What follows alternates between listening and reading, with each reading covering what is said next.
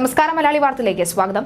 പാനൂർ സ്ഫോടനത്തിൽ മരിച്ച ഷെറീലിന്റെ വീട് CPM നേതാക്കൾ സന്ദർശിച്ചതിനെ ന്യായീകരിച്ചു മുഖ്യമന്ത്രി പിണറായി വിജയൻ. മരണ വീട്ടിൽ പോകുന്നത് നിഷിദ്ധമല്ല. വീടിന്റെ അടുത്ത് ഒരാൾ മരിച്ചാൽ പോകുന്നത് പോലെയാണ് നേതാക്കൾ പോയത്. കുറ്റത്തോടും കുറ്റവാളികളോടും മൃദുസമീപനമില്ല. കേരളത്തിൽ ബോംബ് നിർമ്മിക്കേണ്ട ആവശ്യവുമില്ല. പ്രതികൾക്കെതിരായ ശക്തമായ നടപടി ഉണ്ടാകുമെന്ന് മുഖ്യമന്ത്രി പറഞ്ഞു.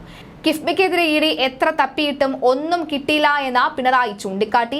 നാടിന്റെ വികസനത്തിന്റെ പര്യായമായി കിഫ്ബി മാറി. വികസനം നല്ല രീതിയിൽ നടക്കുമ്പോൾ വിരട്ടാനുള്ള ശ്രമമാണ് നടക്കുന്നത്. കിഫ്ബി വഴിയുള്ള വികസനം ഇല്ലാത്ത ഏതെങ്കിലും ഒരു മണ്ഡലം കാണാൻ കഴിയുമോ എന്നും മുഖ്യമന്ത്രി ചോദിച്ചു. എല്ലാ മണ്ഡലങ്ങളിലും LDFനുള്ള അനുകൂല പ്രതികരണം UDFനും NDAയ്ക്കും അങ്കലാപ്പ് ഉണ്ടാക്കുന്നുവെന്ന് പിണറായി പറഞ്ഞു. രണ്ടു കൂട്ടർക്കും കേരളത്തോട് ശത്രുതാ മനോഭാവമാണ്. സാമ്പത്തിക പ്രതിസന്ധി കാരണം കേന്ദ്രമാണ് എന്ന് മറച്ചുവെക്കാനാണ് കൂട്ടരും ശ്രമിക്കുന്നത്. കേന്ദ്ര സർക്കാരിനെ ചോദ്യം ചെയ്യുന്ന മാധ്യമങ്ങളെ അടിച്ചമർത്തുകയാണ്.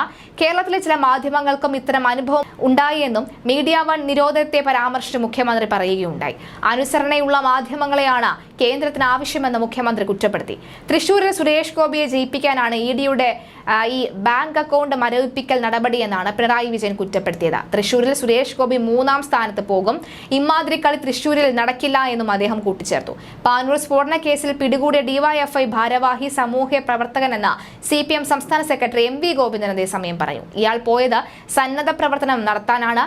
പരിക്കേറ്റവരെ ആശുപത്രിയിൽ എത്തിക്കാൻ സഹായിച്ചത് ഈ DYFI ഭാരവാഹിയാണെന്നും ഗോവിന്ദൻ കൂട്ടിച്ചേർത്തു. അതേസമയം രാഹുൽ ഗാന്ധി വിസിറ്റിംഗ് പ്രൊഫസറെ പോലെ കേരളത്തിൽ വന്നു പോവുകയാണ് എന്ന് ഗോവിന്ദൻ പരിഹസിച്ചു. പ്രധാനമന്ത്രി കോടതികളെ വിമർശിക്കുന്നത് തനിത്തറ RSSകാരെ പോലെയാണ്. നിരോധിക്കുന്നതിന്റെ വക്കിൽ നിൽക്കുന്ന പാർട്ടിയാണ് SDPI. SDPIയുടെ പിന്തുണ വേണ്ട, വോട്ടും വേണം എന്ന നിലപാടാണ് ഇപ്പോൾ കോൺഗ്രസിന്. രാഹുൽ ഗാന്ധി പ്രധാനമന്ത്രിയാവുമെന്ന് ഇന്നൊരു പൂച്ചക്കുട്ടി പോലും വിശ്വസിക്കുന്നില്ല എന്നും ഗോവിന്ദൻ പറഞ്ഞു.